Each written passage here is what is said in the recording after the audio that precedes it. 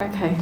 Hi, my name's Kathy. It's really great to be here tonight, and I'm so excited for this opportunity to be talking about some great government support for the AI industry. So if you are in the AI business, hopefully after this session, I can encourage you to continue your AI development and introduce some new ideas how you can get support from the government to grow your business and take it to the next level. So before I start, let me just tell you a bit about Top Grants. So as the name suggests, we do grants. We do various government grants for businesses. So what sets us apart is we not only have a team of dedicated grant consultants who has a great experience in various government grants and also a lot of knowledge in various industries. We also have a team of dedicated chartered accountants and tax agents. So combining the two teams, we can provide a full set of services for our clients, from setting up a company to your bookkeeping to your financial reporting for your tax compliances, and of course the government grants applications. And I've been reminded a few times that I have to talk about our no win, no fee policy. So for our grant clients, we'll assess your eligibility, and if we take you on as our grant clients, we do the hard work and we won't charge you unless you get the grant. So,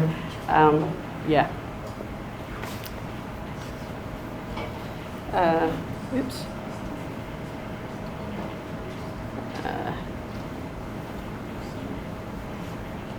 Okay, so first of all, I want to tell you about the grant I'm most passionate about is the R&D tax incentive.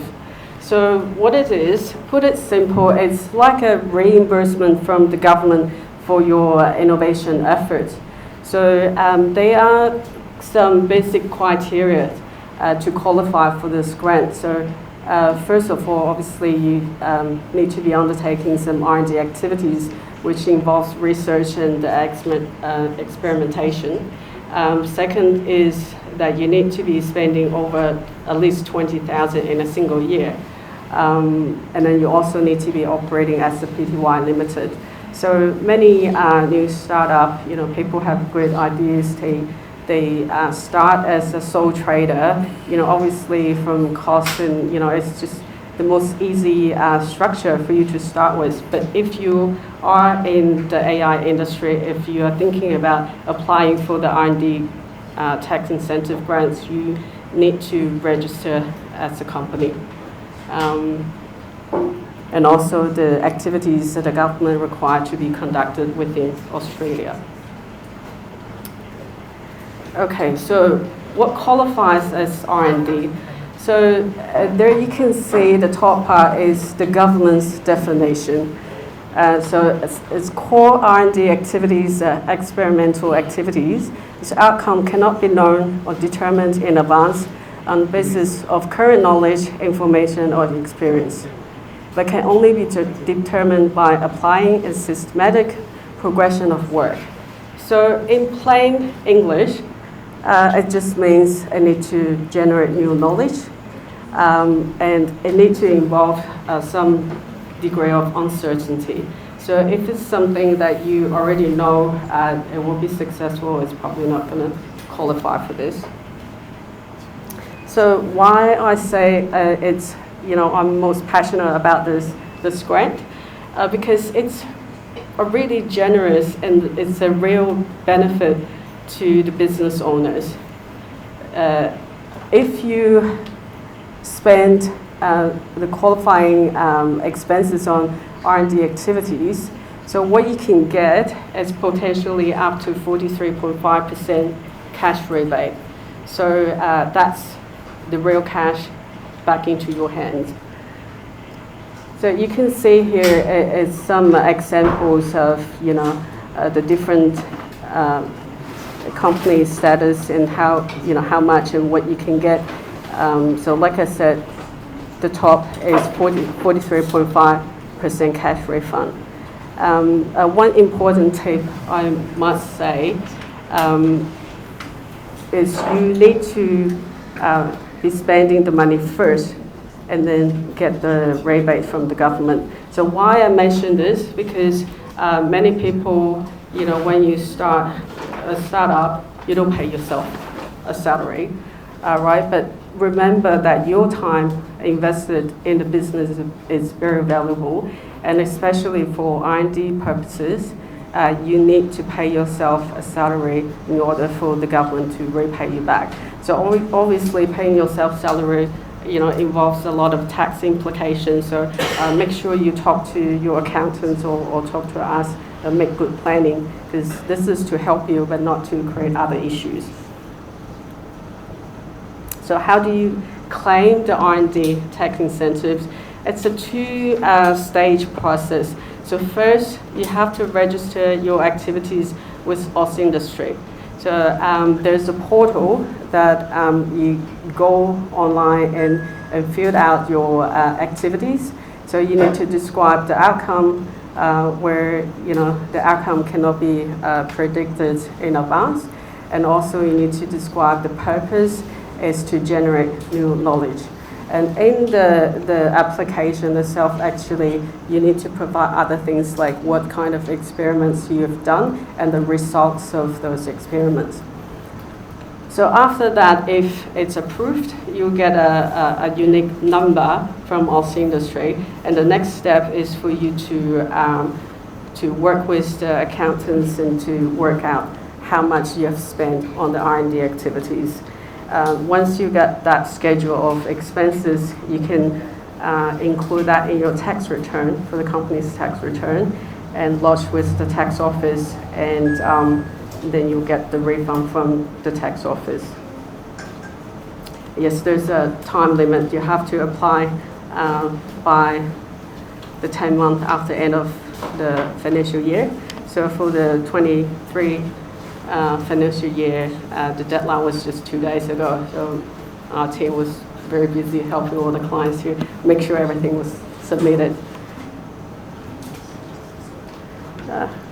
Sorry, I'm not very good with this. Okay, so you might want to know if AI developments considered qualified R&D. So I won't talk too much, but you can have a look. So because the AI developments involves innovation and a great degree of uncertainty, and of course there's some testing is needed. So yes, most of the AI development will qualify for this grant. Okay, this is my next favorite one. To me, I think this is the most generous support from the government, but unfortunately it's probably the least known of incentive. So it's early stage investor tax offset. So what it is for the people in the IT industry, high-tech industry will know it's really difficult to attract investment for a startup, especially in the tech industry. It's just because the degree of risk involved and people are reluctant to invest. So to resolve this problem, I guess, the government introduced this incentive. So for the investors who's investing the early stage innovative companies, they will get 20% tax offset on their investment. So I'll show you the numbers later.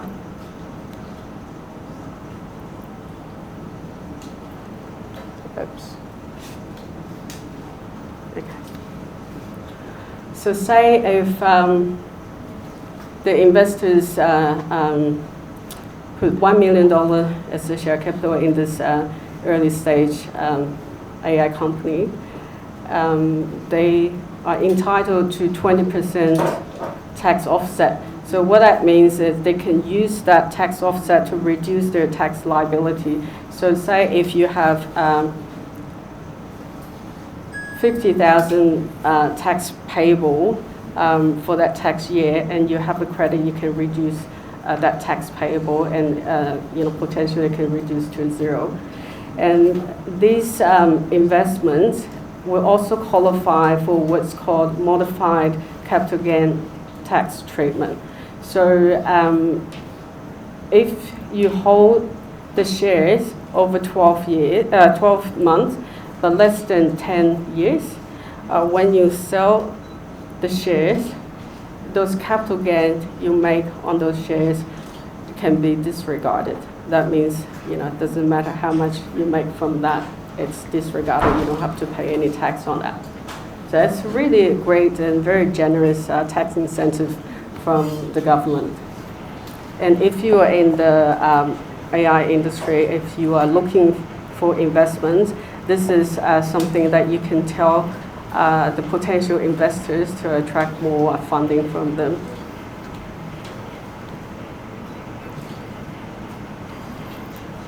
Okay, so the EMDG is an export grant. This is not specifically designed for AI industry, but I think it's quite relevant and it can be beneficial because, I assume once the AI development completed, the products can potentially be exported overseas.